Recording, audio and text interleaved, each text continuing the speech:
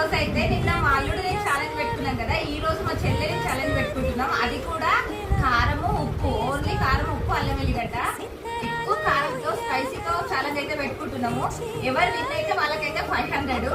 ఇంకా రైస్ కూడా ఇలా బౌల్లో కొలుచుకొని పెట్టుకుంటున్నాము. చూద్దాం ఈ ఛాలెంజ్ లో ఎవరు విన్ అవుతారో. ఇప్పుడు సమానంగా వేస్తాను, అంతా వేసేస్తాను చూడండి.